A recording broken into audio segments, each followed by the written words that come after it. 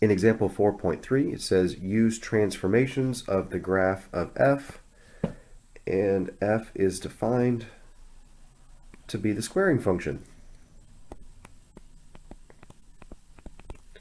You should have a picture of the squaring function either in mind or on paper somewhere handy. And we're going to be using that to determine the graph of g of x. And g of x is also a squaring function. So I can see that it's a squaring function because of the two that I have right there. So I already know what the basic shape of this is going to be. It should be a parabola. Now I'm going to pretend for a moment that I don't have anything in front of me that is going to show me exactly what it looks like. I don't have a quote-unquote cheat sheet of the different function shapes. So I'm going to take my squaring function, the definition for f here, and I'm just going to graph it as if I had never seen it before.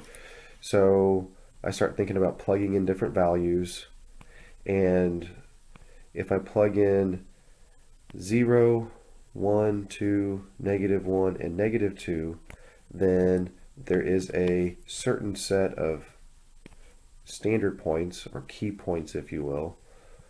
Sometimes you'll hear me call them sample points.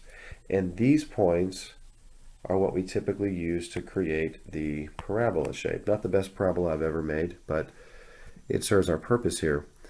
And this would be the graph of f. So it is perfectly acceptable to graph your parent function on the grid and then apply the transformation to that shape, and then it gets you your new function.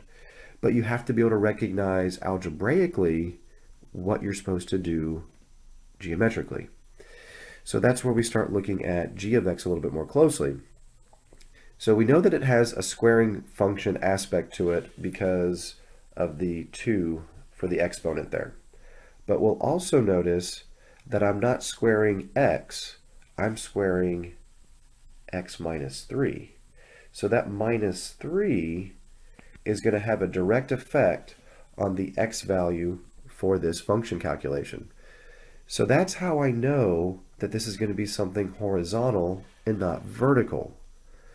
So looking back at that definition, you should be able to recognize what type of horizontal shift this is. This is going to be a shift to the right by 3. So when we subtract 3, it actually ends up geometrically causing us to move to the right.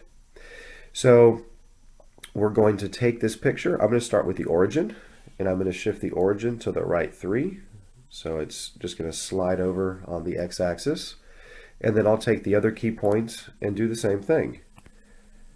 And if you know your basic shape, then applying the transformation is just going to look exactly like your basic shape, but just in a different place on the coordinate grid. And we'll label that as G.